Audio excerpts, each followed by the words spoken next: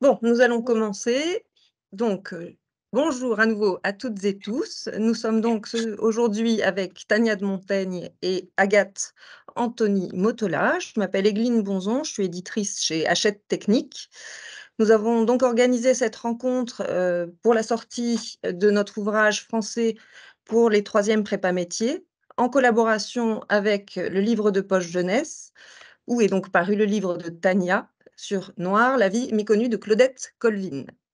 Donc, pour commencer, si vous voulez bien, je vais vous présenter brièvement nos deux invités. Donc, Tania, vous êtes journaliste et écrivaine, auteure de plusieurs romans, essais et scénarios. Et Agathe, vous êtes professeure de lettres classiques dans un collège de Marseille depuis une quinzaine d'années en REP+. Donc, nous allons commencer cette visio avec Tania qui va nous raconter comment et pourquoi elle s'est intéressée au personnage de Claudette Colvin. Et ensuite, Agathe nous expliquera comment exploiter cet ouvrage en français en cycle 4.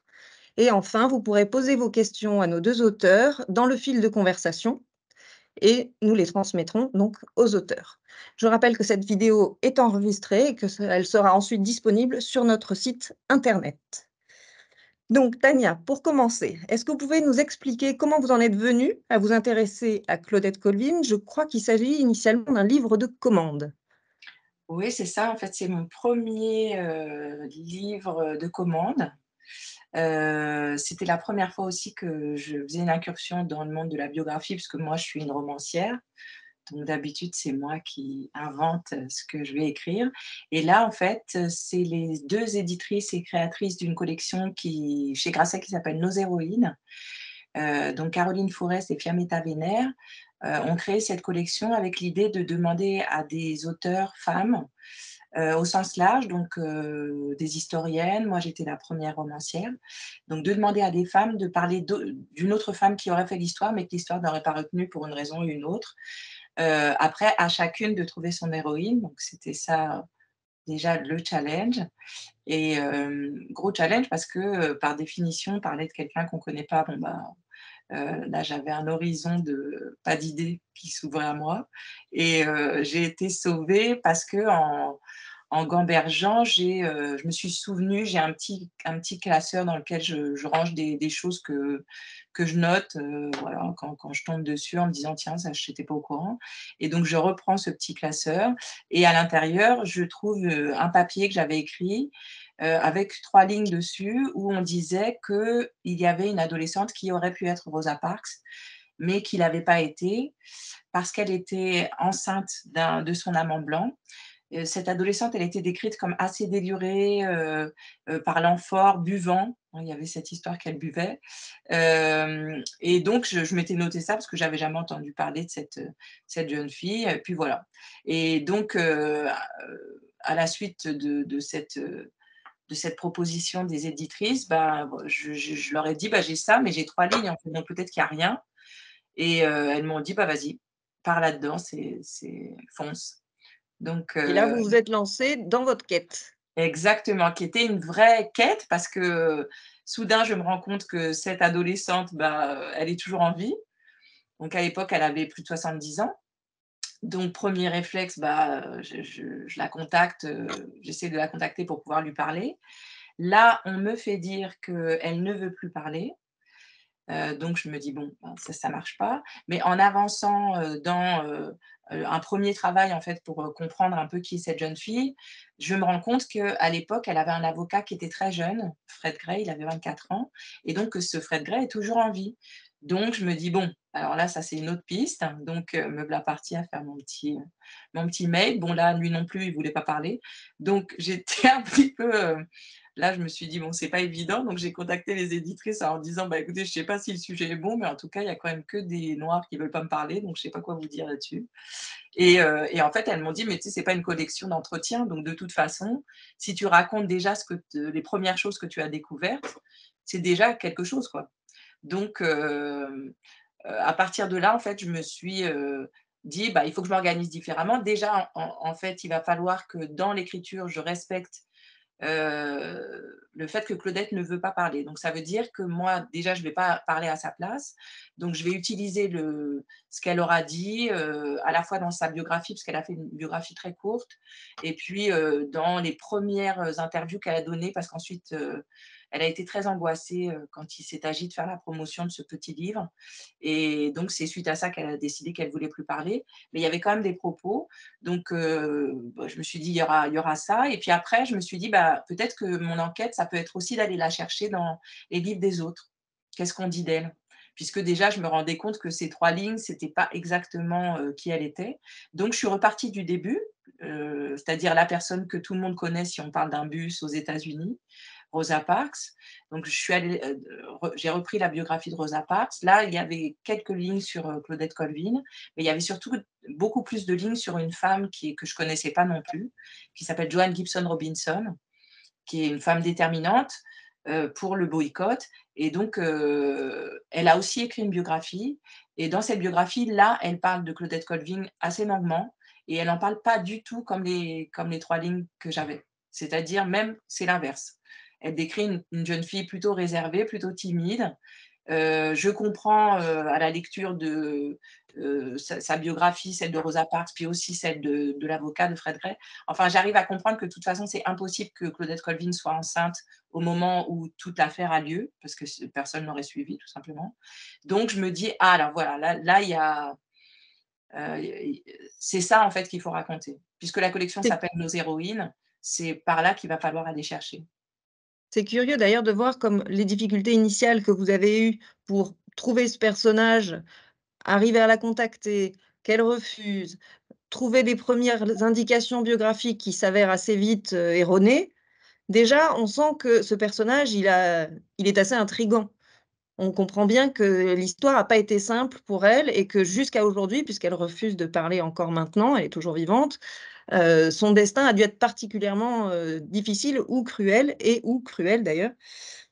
Mais il y a avant qu'on avance sur le personnage de Claudette, comment est-ce que vous êtes passé en fait, pour vous, de la fiction à l'essai, en fait? Qu'est-ce qui vous a permis de faire cette bascule? Bah, déjà, le cadre, parce que, de toute façon, c'est une collection biographique, donc il n'était pas question, qu'il y ait de la fiction là-dedans.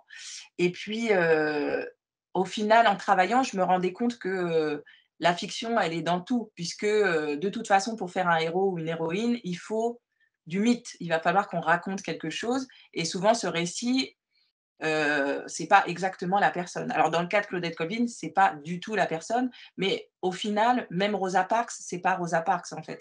Rosa Parks, il y a tout un récit, il y a cette histoire de couturière, voilà, qui a mal aux pieds, qui sort du travail et tout, mais Rosa Parks n'a rien à voir avec cette couturière qui a mal aux pieds. Rosa Parks, c'est une militante, ça fait 20 ans qu'elle est, très, radicale, et si elle se lève pas, c'est pas ses pieds qui ont décidé, c'est sa tête. Mais ça m'intéressait aussi parce que, c'était vraiment pour moi en miroir du fait qu'on disait que Claudette Colvin n'avait pas été choisie parce qu'elle était enceinte. Donc dans son cas, c'est le ventre, dans le cas de Rosa Parks, c'est les pieds, mais dans tous les cas, on voit bien que pour créer une héroïne, il faut que ça passe par le corps, ça passe pas du tout par l'esprit, dans le récit en tout cas. L'esprit, il est pris en charge par les hommes, donc en l'occurrence, dans le cas de Rosa Parks, c'est Martin Luther King qui parle. Et Rosa Parks, c'est une image, et d'ailleurs, on l'appelle, c'est pas pour rien qu'on l'appelle la mère du mouvement des droits civiques. Ce qui est intéressant parce qu'elle n'a jamais eu d'enfant, mais elle est vraiment une figure comme ça virginale, et puis Martin Luther King, il prend cette fonction un peu christique, quoi. Et donc dans le cas de Claudette Colvin, bah, c'est comme si elle était un négatif de Rosa Parks.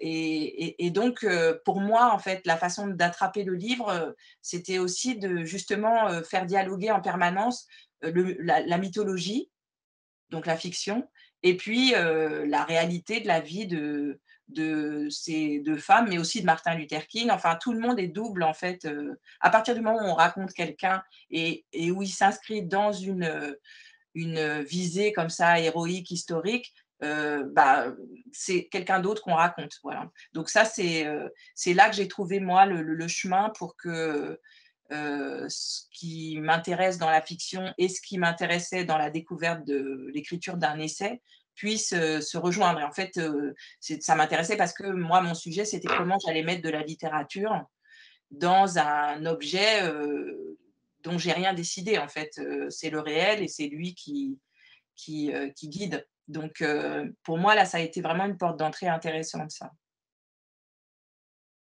Hem, Vous parliez du lien entre le corps et l'esprit ou comment l'un est mis en avant par rapport à l'autre, mais justement, on peut en revenir aussi à ça dans la façon dont vous vous adressez au lecteur. Agathe en parlera davantage tout à l'heure, mais juste brièvement, vous avez une façon de vous adresser au lecteur pour qu'il se mette dans la peau de quelqu'un qui vivait à cette époque-là, qui était noir et pour qu'il ressente vraiment ce que ça pouvait être.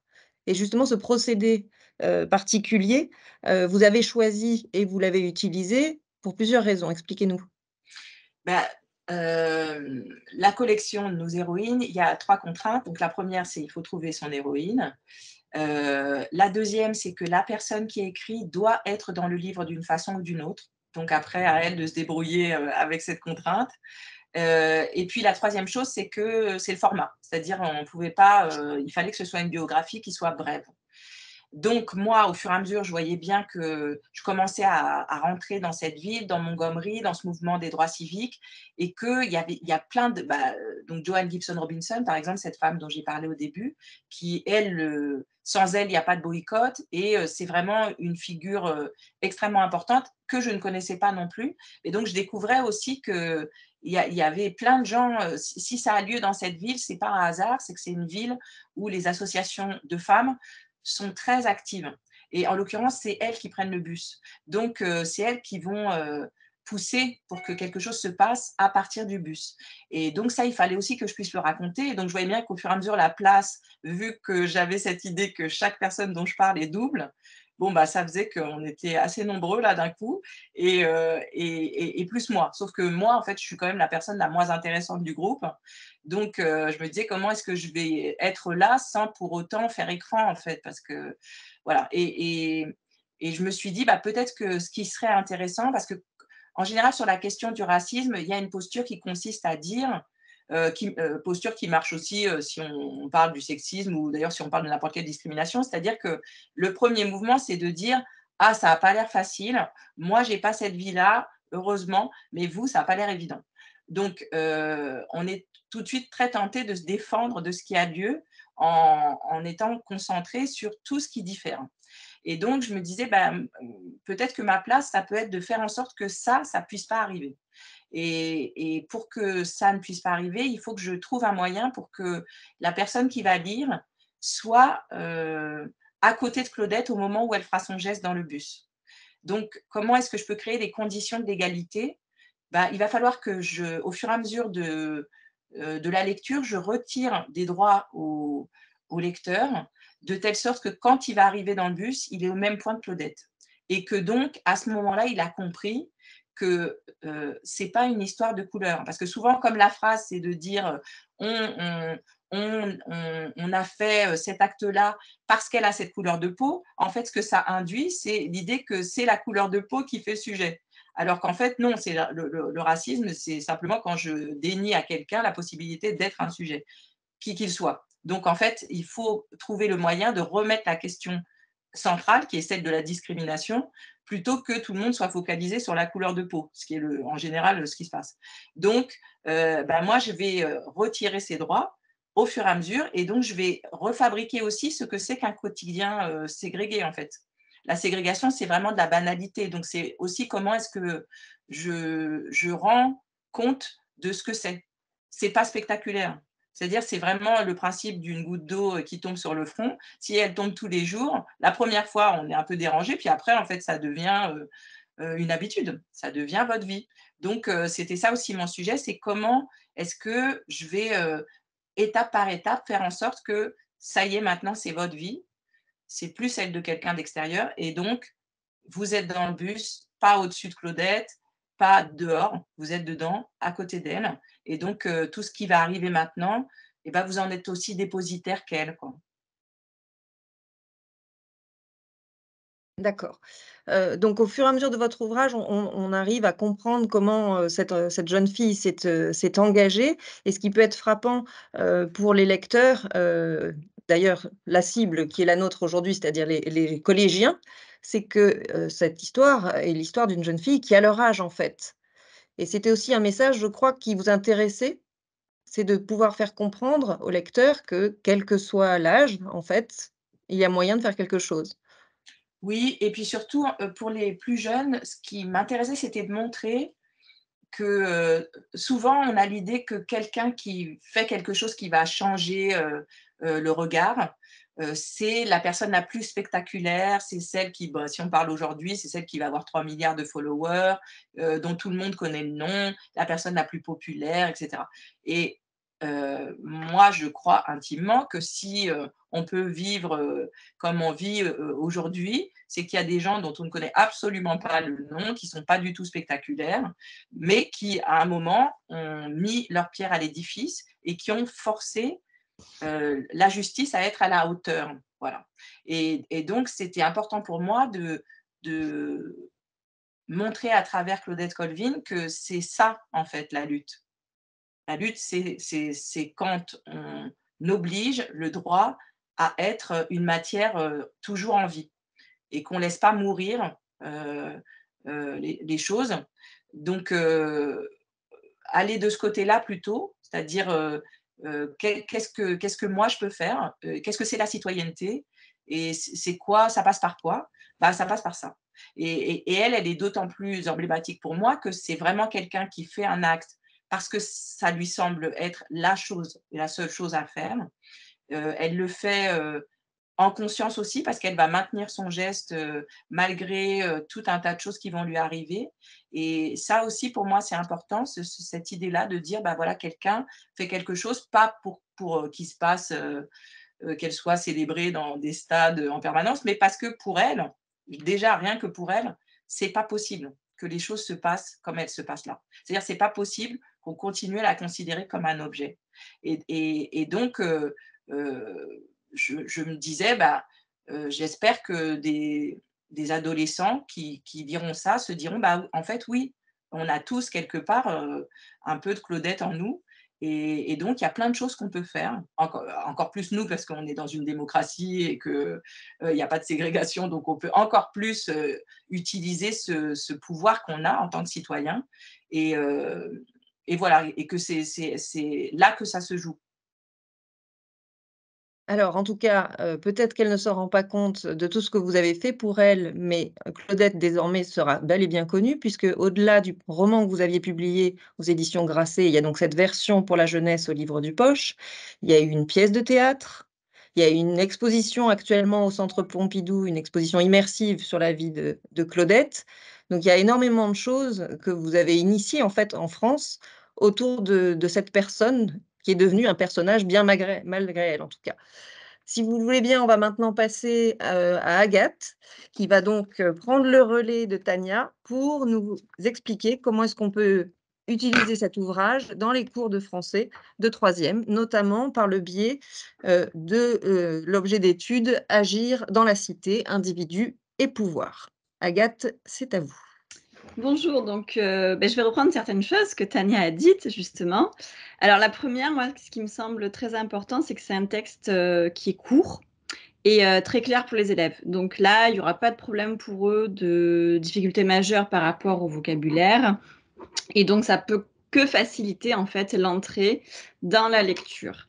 Alors moi j'aurais, on peut enfin le rattacher évidemment à la thématique agir dans la cité avec différentes problématiques, et je trouve qu'en fait il y a énormément de problématiques qui peuvent se rattacher grâce à l'étude de ce livre. Alors par exemple, on peut demander, comment se construit une lutte? Tania l'a rappelé aussi, doit-on être populaire pour changer justement le monde, pour pouvoir se battre, pour, avoir envie de se battre, pour décider de se battre? Ou alors, comment une démocratie peut-elle mettre un citoyen hors la loi à cause de sa couleur de peau? Donc voilà, enfin, je pense qu'il y a énormément de problématiques qui peuvent être liées par rapport à ce livre et les entrées sont très nombreuses pour moi. Alors juste, on peut le croiser aussi avec différentes disciplines au collège, notamment l'histoire géo, évidemment, l'anglais et voilà, Avant, je pense quand même qu'il faut faire un petit rappel sur les personnalités qui ont été citées dans l'ouvrage, qui sont plus ou moins connues, les élèves en ont plus ou moins entendu parler. Mais comme ils reviennent, c'est vrai, du début jusqu'à la fin de l'ouvrage, peut-être faire un focus, voilà, préciser certains personnages et leur rôle. Alors, Rosa Parks, oui, tout le monde a entendu parler. Mais moi, j'aime beaucoup le personnage de Joanne Gibson Robinson, qui est une femme pour moi, enfin, et les élèves s'en rendra compte, peut-être même en tant que personnage secondaire, mais qui est quand même exceptionnel dans le roman. Et on comprend le poids qu'elle a en fait dans toute cette lutte, même si petit à petit elle sera effacée et si dans l'histoire on n'a pas forcément, nous, retenu son nom. Après, bon, rappeler évidemment les différentes associations. On le voit sur le PowerPoint, là, puisqu'ils reviennent tout au long des pages, voilà, et qu'ils sachent justement ce qui est désigné à travers ces différentes associations.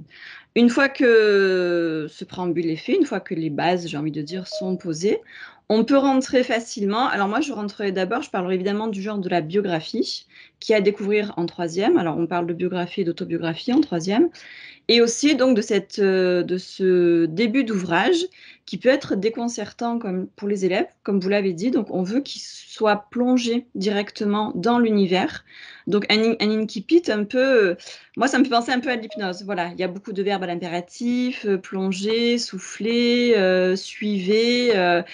Donc voilà, on sent vraiment votre volonté pour que le lecteur s'identifie en fait au noir et à ce qu'il vit donc à Montgomery dans les années 50. Donc vraiment ça, vraiment, je pense que c'est hyper important. Et les élèves peuvent être désarmés, ils peuvent se dire ah ben ouais, on n'est pas toujours obligé de raconter une histoire linéaire et on peut planter le décor, si j'ose dire, de façon différente et tout aussi intéressante. Et d'ailleurs, vous le dites à un moment, vous dites même, vous êtes donc un noir de Montgomery. Donc voilà, on sait qui on est, on sait qui on va suivre. Après, moi, je pense que voilà, ils peuvent, vous l'avez rappelé, c'est une biographie. Claudette ne veut pas parler, on le verra plus tard. Et en étudiant ce livre, les élèves seront aussi confrontés au problème de l'objectivité. Donc, vous avez rappelé tout à l'heure aussi qu'il y a beaucoup de choses qui ont été dites sur Claudette et qui sont fausses, que c'était un personnage assez déluré, je crois que vous avez dit, qui buvait, qui parlait fort. Mais on se rend compte au cours de l'ouvrage, et vous le précisez bien, plutôt vers la fin en plus, le problème de l'objectivité, comment on peut être objectif face à sa propre histoire, comment parfois on doit combler les blancs quand on est un auteur et qu'on doit raconter l'histoire de quelqu'un, surtout là en l'occurrence de quelqu'un qui ne veut pas parler. Voilà. Donc on peut aussi se dire, et vous le rappelez à la page, je crois, 125, moi j'avais noté, notre version de l'histoire est-elle toujours vraiment une transcription exacte du réel? Donc voilà, je pense qu'il y a beaucoup de pistes qui peuvent être faites par le professeur pour emmener les élèves sur l'étude de ce genre et de ce début, cet incipit du roman, qui est tout à fait particulier et dont ils vont découvrir la fameuse Claudette, qui est vraiment un personnage silencieux, et ça, c'est quand même très, très frappant. Donc, oui, oui, juste, Agathe, oui, c'est le début de l'ouvrage, en fait, avec cet incipit où le lecteur est amené à se mettre dans la peau d'une personne de la communauté noire dans les années 50, il précède, en fait, réellement l'apparition de Claudette, qui, elle, n'apparaît que page 34. En fait, il y a tout ce préambule, cet incipit qui vous met dans la situation. Et là, Tania, vous faisiez le lien également aussi entre votre vécu, vous, en France, et ce qui se passait à cette époque-là aux États-Unis. Ensuite, Agathe, donc vous expliquez comment est-ce que on crée ce personnage de Claudette. Voilà, donc une fois qu'on est rentré vraiment dans la peau d'un noir des années 50, on découvre Claudette. Bon, je ne vais pas le rappeler, mais vous l'avez dit, c'est donc l'héroïne oubliée du mouvement des droits civiques. Et moi, ce qui m'a vraiment frappée, c'est son geste silencieux, donc ce qu'elle fait. Et c'est surtout son silence. Donc, elle ne parle jamais. Donc, Claudette, elle ne parle jamais. Et il y a juste, en fait, lors de son deuxième procès, où ses paroles sont retranscrites, où vous retranscrivez l'échange qu'il y a avec l'avocat. Mais sinon, on ne sait pas grand-chose d'elle. Donc, le portrait commence vraiment à se dessiner à la page 36, moi j'ai noté. Elle n'est pas populaire, mais elle sait quand même qu'elle a quelque chose à dire et quelque chose à faire. Donc, elle veut faire quelque chose, peu importe son âge. Donc elle a fait, je pense, ce qui lui semblait juste. Et du début jusqu'à la fin de ces différentes interventions, de ces différentes confrontations à la justice, elle veut faire ce que elle estime juste au plus profond d'elle-même. Alors les raisons de son acte, donc pourquoi elle n'a pas laissé la place, ne sont pas réellement données. Et là, ça peut être intéressant aussi pour les élèves, parce qu'à un moment, à la page 43, vous dites peut-être qu'elle aurait fait en fait appel à ce qu'elle a appris en cours, ou ce qu'elle a vu en cours, ce qu'elle a étudié, et vous dites peut-être la mémoire d'un cours sur la Constitution qui aurait soulevé une juste colère. Donc, rappelez voilà, justement au professeur, et rappeler, que le professeur rappelle aux élèves, en fait, que ce qu'on fait en classe, ben oui, ça peut être utile, ça peut nous marquer. Alors peut-être qu'on n'a pas peut-être que ça va pas être quelque chose qui va émerger tout de suite, mais qu'on garde au fond de soi et qui va ressurgir au moment juste, au moment donné. Donc elle, Claudette, voilà, elle dit pas clairement pourquoi elle a fait ça, mais c'est quand même évoqué. Donc, vous l'avez rappelé vraiment, c'est une figure, c'est pas du tout quelqu'un qu'on imagine comme héroïque. Donc, elle n'est pas populaire, elle n'est pas décrite avec une horde d'amis ni quoi que ce soit. Et pourtant, elle est très héroïque puisqu'elle ose faire son geste et surtout, ensuite, elle ose se maintenir au cours de ses différents plaidoyers. Donc, je ne sais pas si vous l'avez dit, mais elle est jugée plusieurs fois, je crois que vous l'avez dit. Et son courage et son audace, par contre, pousseront même ses camarades là à accepter de témoigner en sa faveur, ce qui est, en fait, pour l'époque, vous le dites dans l'ouvrage, extrêmement rare. Donc sa voix, elle apparaît lors du procès à partir de la page 79. Et, pas ironie de l'histoire, mais en fait, on sent qu'elle est tellement ébranlée qu'elle disparaît. Et vous incitez sur les pleurs, sur la déception face aux différentes condamnations qui seront posées à l'issue des différents procès. Et là, Claudette, en fait, n'est pas acquittée. Et elle découvre vraiment la dure réalité. Donc, elle plaide non coupable. Et j'ai beaucoup aimé la phrase, page 83. Vous dites c'est une chose de se croire dans son bon droit et de se préparer à batailler pour le défendre. C'en est une autre de découvrir qu'il n'y a pas de droit. Donc Claudette, du haut de ses 15 ans, ben, elle est confrontée à toutes ces dures réalités. Et à partir de cette première prise de conscience, on voit une métamorphose. Alors même si on ne connaît pas vraiment Claudette, mais c'est dans la biographie, donc vous l'avez dit, de Joan Robinson, qu'on voit, elle précise que Claudette change. Elle parle de son regard qui n'est pas le même. La lutte ne prend pas, en fait. Il n'y a pas de leader pour mener la lutte. Et Claudette, donc, s'efface, en fait, un petit peu face à la déception, face à l'injustice dont elle est victime, en fait. Voilà. Et c'est ça qui est très cruel pour cette personne, ce personnage, c'est qu'elle aura fait un geste que des adultes avaient fait avant elle, mais ça n'avait rien donné. Et elle va s'acharner d'une certaine façon parce qu'elle va quand même porter plainte, même enfin pas porter plainte, mais refuser de plaider coupable pour ce dont elle est accusée une première fois, participer à un deuxième procès avec des adultes où elle sera la seule enfant, en fait.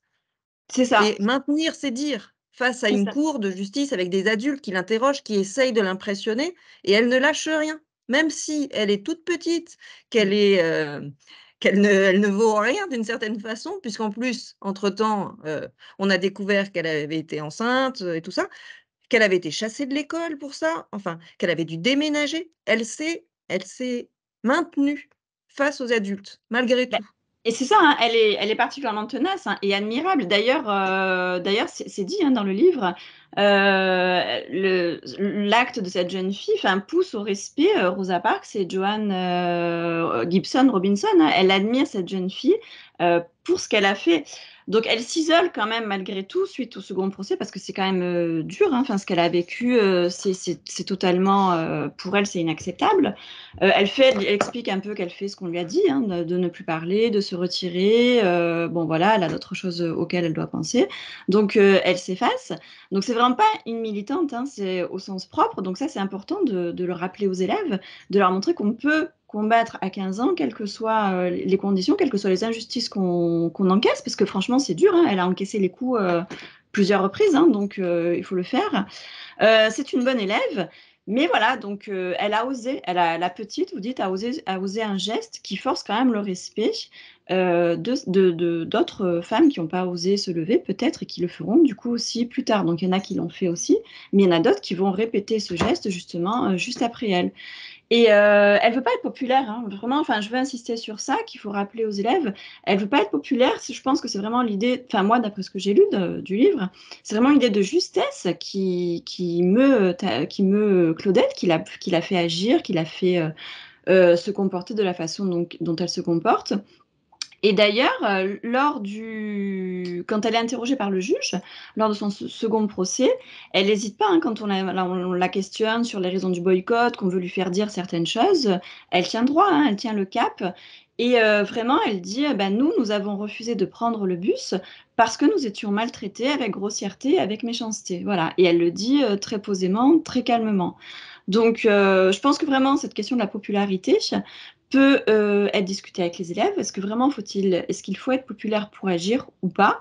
Et là, ça peut donner lieu en classe à à de nombreux travaux, que ce soit des débats argumentatifs, que ce soit des écritures argumentatives, réflexives, mais il y a vraiment de quoi faire pour le professeur avec les élèves. Voilà, donc elle a utilisé les moyens qu'elle avait à sa disposition, justement pour essayer de lutter contre les inégalités. Voilà, c'est ce qu'elle a fait, vraiment. Et donc là, on en arrive au 3e axe de votre analyse, Agathe, sur comment lutter contre les inégalités. Alors, il y a plusieurs axes, hein, voilà, qui sont soulevés dans l'ouvrage, pardon. Comment peut-on lutter? Donc moi, je rappellerai quand même que les moyens choisis sont non violents. Donc bon, les jeunes aujourd'hui, ils n'ont pas forcément la même image d'une lutte non violente. Et je pense que c'est bien d'insister sur ça. Il n'y a pas que la violence qui peut résoudre les conflits, les injustices, les inégalités. Et il faut vraiment se sortir ça de la tête. Alors, le premier moyen, c'est d'accepter on l'a dit, hein, de venir témoigner, de plaider non coupable. Elle plaide non coupable 2 fois. Quand son avocat revient la chercher plusieurs mois après, elle y retourne. Donc, elle est d'accord. Il faut attaquer les lois devant la Cour fédérale. Elle dit je suis là. Donc, elle sera parmi le groupe de témoins. Évidemment, tout ça, ça a des frais, donc c'est important de rappeler aussi que les frais de l'avocat vont être payés grâce aux collectes réalisées par les femmes qui l'entourent, par le soutien qu'il apporte en fait vraiment. Et donc là, on peut justement insister sur le fait que c'est la communauté, c'est une lutte collective qui doit s'engager si on veut vraiment avoir du poids et si on veut arriver jusqu'au bout de ce qu'on a tenté. Donc, elle témoigne aussi. Deuxième possibilité de comment lutter contre les inégalités. Témoigner, Rosa Parks lui demande donc de raconter aux jeunes militantes son histoire, parce que pour elle, donc, elle a vraiment une valeur d'exemple. Et il faut aller raconter ce qui s'est passé aux autres pour expliquer ce qu'on a vécu, en quoi ça peut être un exemple, en quoi ça peut être utile de raconter cette histoire-là pour arriver justement à changer les inégalités dont on est victime et qui nous entourent. Alors après, on l'a dit, un troisième point, ça serait justement d'agir silencieusement. Donc c'est le boycott qui se met en place dans la ville, la publication des tracts. Donc on ne veut pas que les Noirs utilisent les transports en commun.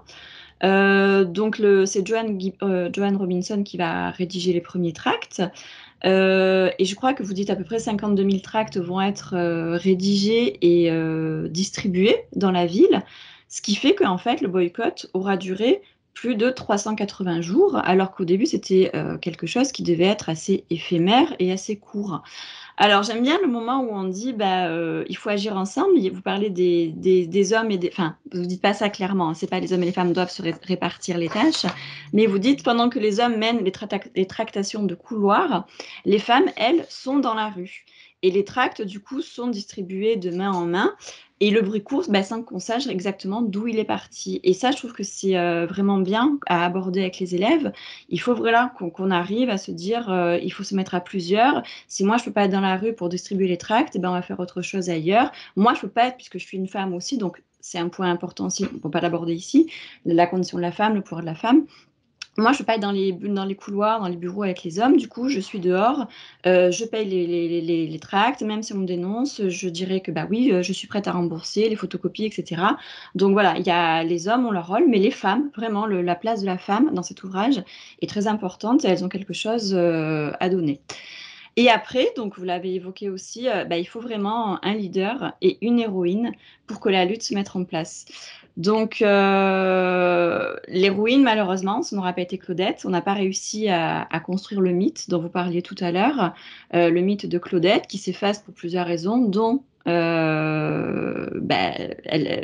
la raison principale, c'est en fait parce qu'elle tombe enceinte.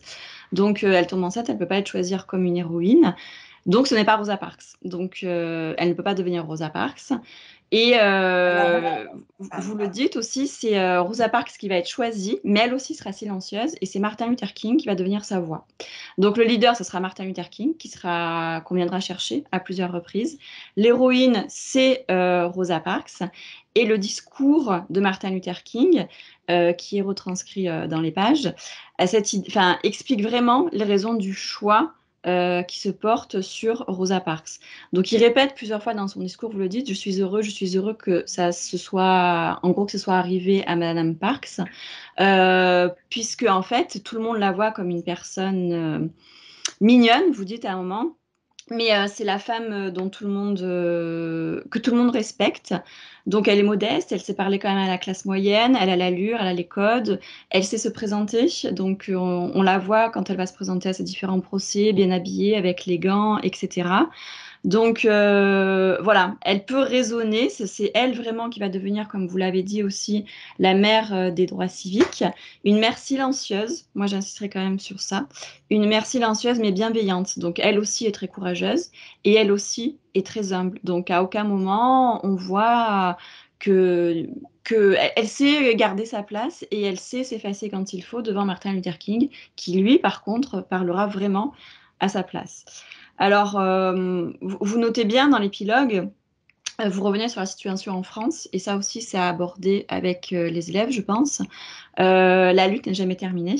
Donc, il faut continuer malgré toutes les avancées, malgré tous les progrès qui ont pu avoir, qui ont été faits. Il faut continuer à lutter.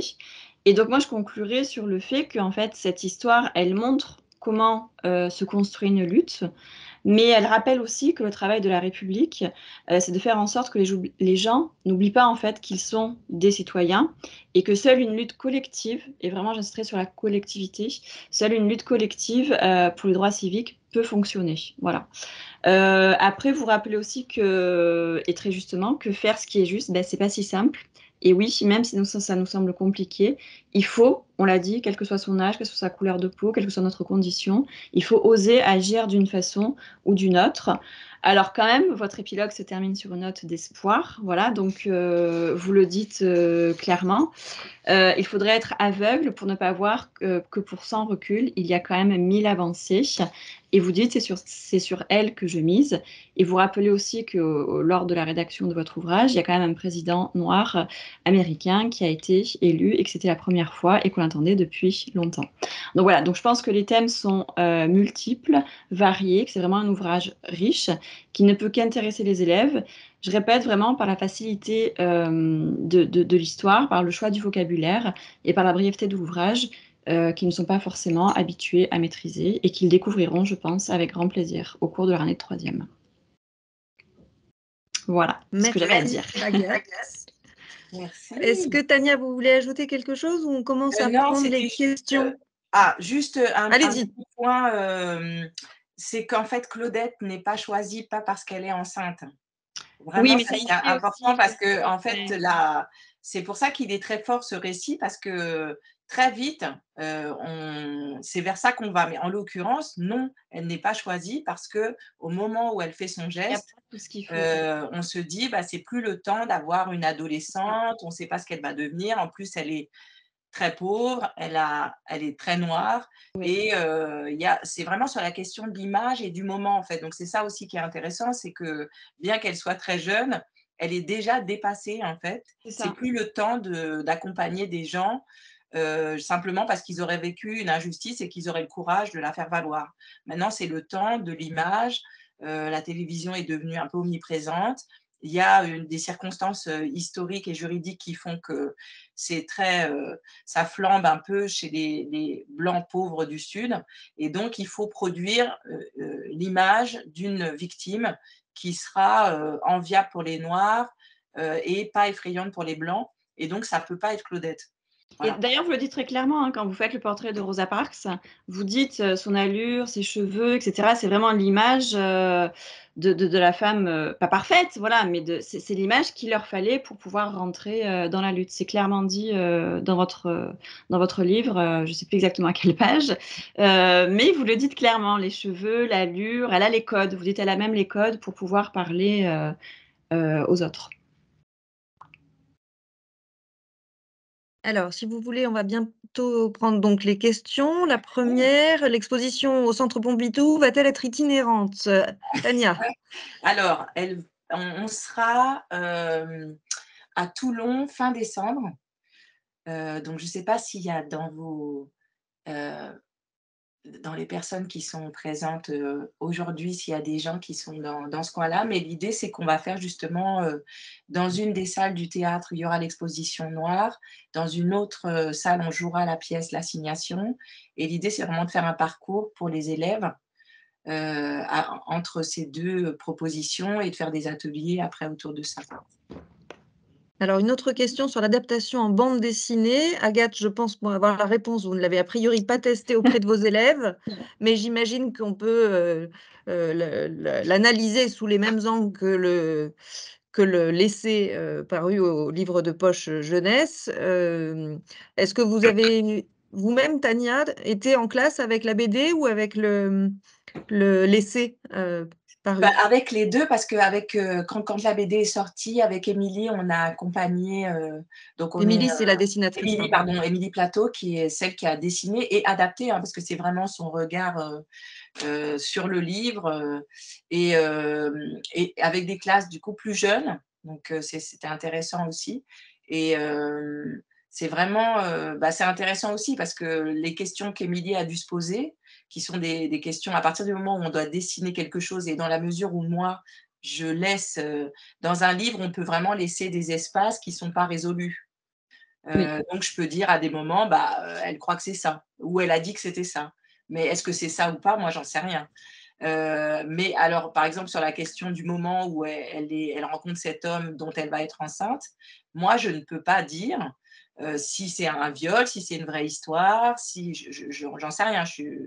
Et donc Émilie, naturellement, elle me dit: «Bon, mais c'est quoi? Qu'est-ce que c'est?» Et donc il a fallu, par exemple, qu'elle trouve une astuce qui est géniale pour, raconter ça, ce qu'on ne sait pas, voilà. Et donc avec les élèves, il y a tout un travail que vous évoquiez, Agathe, justement sur le récit, comment on fait récit, etc., qui se repose d'une autre façon, puisque maintenant il y a comment est-ce qu'on met du doute dans un dessin? Comment est-ce qu'on fait ça? Ouais. Et d'ailleurs, sur une autre question aussi que vous évoquiez, Agathe, sur la question de, selon qui regarde, le récit, va différer. Justement, en fait, Émilie aussi, elle se saisit de ça et dans la BD, Claudette, elle a pas toujours la même couleur.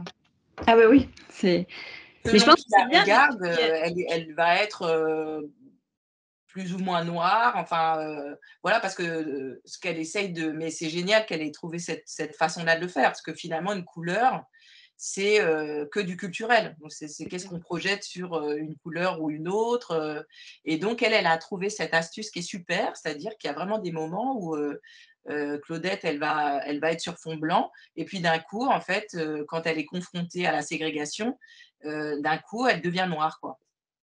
C'est génial, mais je pense que voilà, du coup, étudier les 2 en parallèle ou quelques passages, ou quelques planches de BD avec l'essai, je pense que ça peut être génial vraiment pour des collégiens, quoi. Ça ne peut que les intéresser vraiment, je pense. Alors une autre personne nous demande s'il y a des rencontres entre élèves et Tania qui sont prévues dans les établissements. En fait, vous en avez déjà fait? Ouais, en fait, j'en fais tout le temps, hein. Donc si on me cherche, en général, on a beaucoup de chances de me trouver dans une classe. Heu et oui, en fait, j'en fais, avec la pièce. Souvent, il y a des choses qui sont faites. Mais par ailleurs, moi, je me balade régulièrement dans, vraiment tout type de classe et particulièrement, il y a des choses que j'essaie de faire pour des temps plus longs, où on fait vraiment un atelier, on va travailler ensemble, sur quelque temps, avec une classe quoi, ou plusieurs classes. Je crois qu'on nous demande aussi comment est-ce qu'on fait pour vous contacter pour vous faire venir, mais Alors ça, c'est assez simple en fait parce qu'il y a, hem, si vous avez les réseaux sociaux, il suffit de me mettre un mail et après moi régulièrement je vois ça et si vous les avez pas, en fait, il suffit d'envoyer à Grasset et ils me font suivre. J'ai une autre question, d'une enseignante qui dit: «Je travaille en REP+, je travaille chaque année autour de, Martin Luther King, Mandela, les discriminations, ta ta ta». Alors elle demande s'il y a une captation de la pièce qu'elle Il y pourrait en a montrer à une. ses élèves. Il y en a une, mais alors j'ai pas très bien, saisi, comment France, alors je sais plus si c'est France 4 ou France 5 parce qu'elle a été rediffusée, il y a quelque temps là. J'ai l'impression en fait que dès qu'il y a vaguement quelque chose qui se passe avec un noir, ils rediffusent cette pièce qui donc a pour fonction de répondre à tout problème, où il y a un noir dedans. Donc, elle a l'air d'être diffusée régulièrement. Après, je sais pas combien de temps dure leur replay. Mais si jamais c'est pareil, si jamais vous avez envie, de diffuser la pièce en classe, il suffit de me mettre un mot et puis, moi je vois pour vous faire suivre un lien quoi, s'il y a plus, si c'est plus disponible. Alors, une personne qui était peut-être pas là au début, qui nous demande si vous avez rencontré personnellement Claudette Colvin?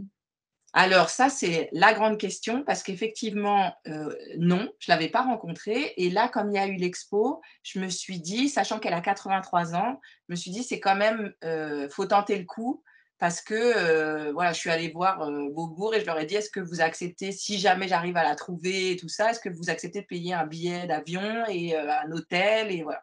Donc ils m'ont dit: «On te suit» et donc là, je suis partie à la chasse, à Claudette, tac tac et j'ai réussi à retrouver, le lien. Malheureusement, elle ne pouvait pas prendre l'avion parce qu'elle est, elle est un peu, fatiguée, mais on a pu organiser donc c'était la première fois en fait depuis 10 ans que j'ai commencé à réfléchir à ce livre, voilà qu'on a fait une masterclass ensemble et c'était génial pour moi de voir parce que là, c'est particulier, c'est-à-dire moi, j'ai travaillé à essayer de restituer ce que je crois être, Claudette Colvin avec, un gros appareil bibliographique, voilà, pour essayer de cerner quelque chose de la ville, de cette petite et cetera. Et pour moi, c'était magnifique de voir aujourd'hui une dame de 83 ans qui est, elle n'a pas changé.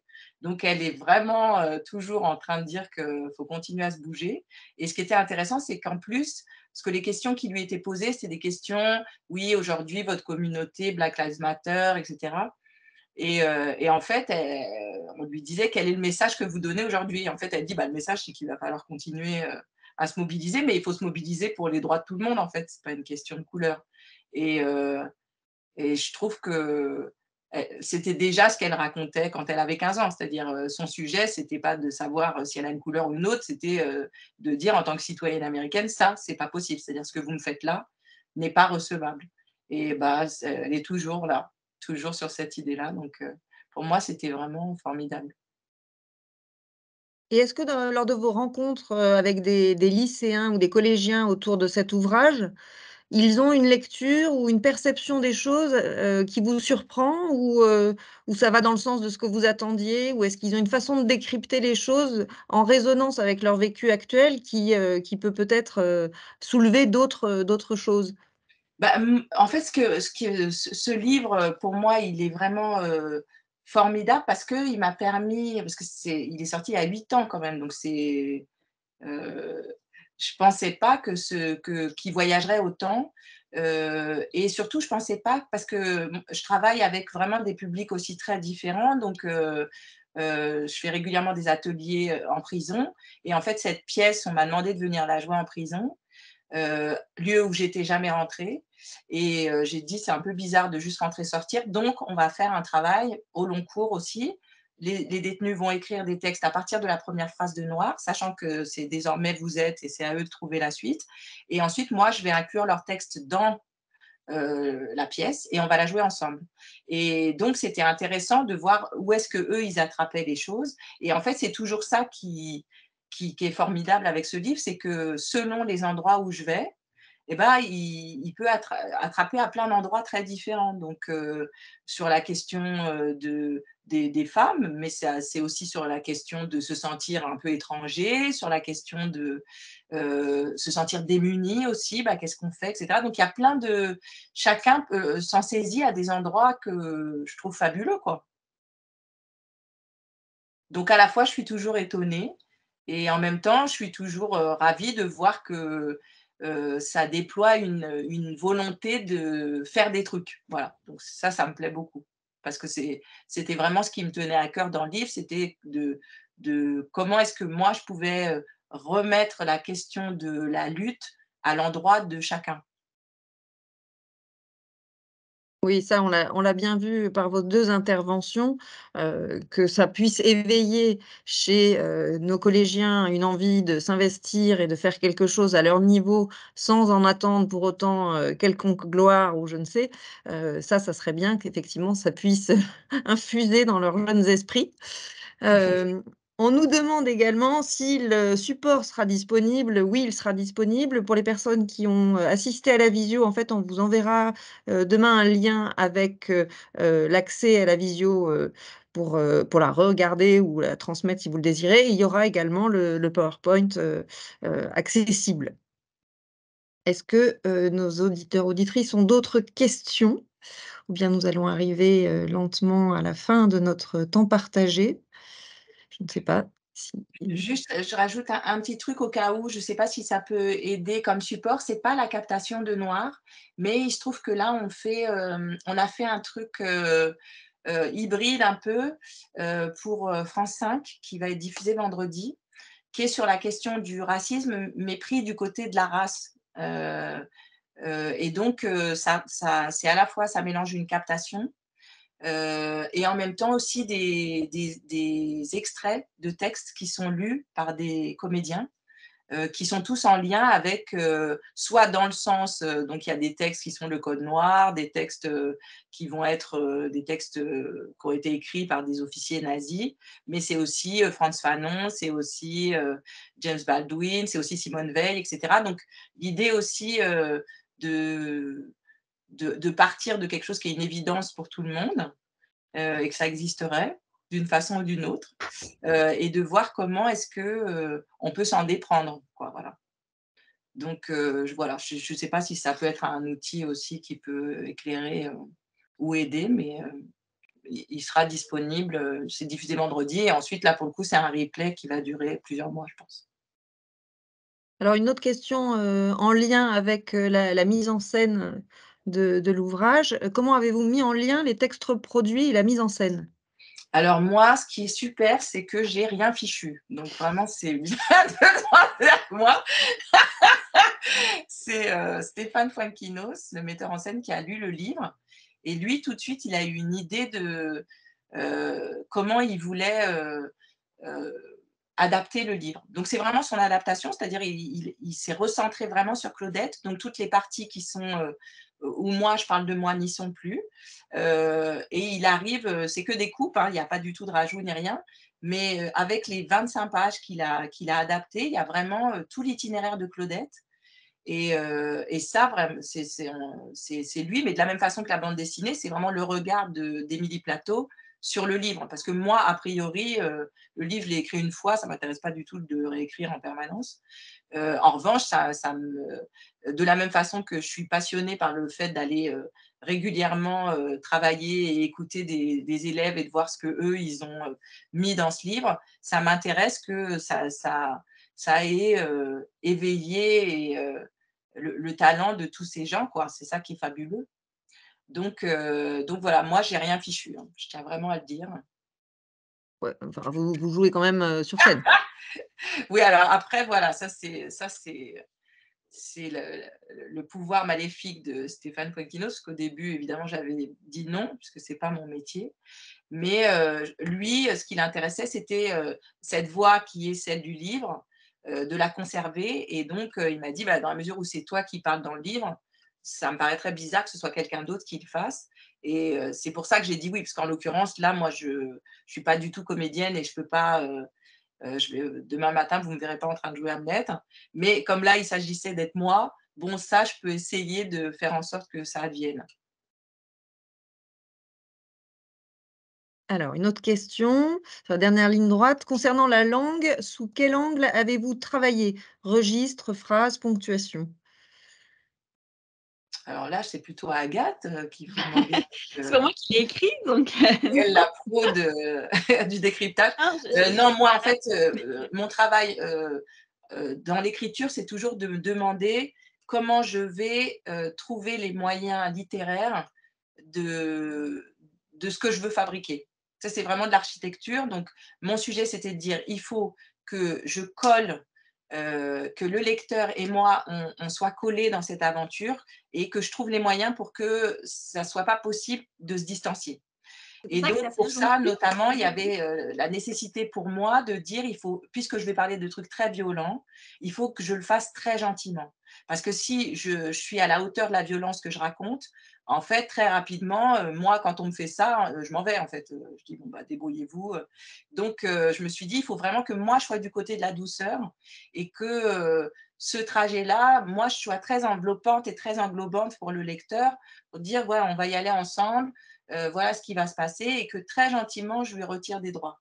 Donc ça, c'est ce qui m'a tenue dans l'écriture, c'était vraiment de qu'il y ait aucun jugement, que je sois jamais en surplomb, que ce soit pas cet endroit-là qui soit, sollicité.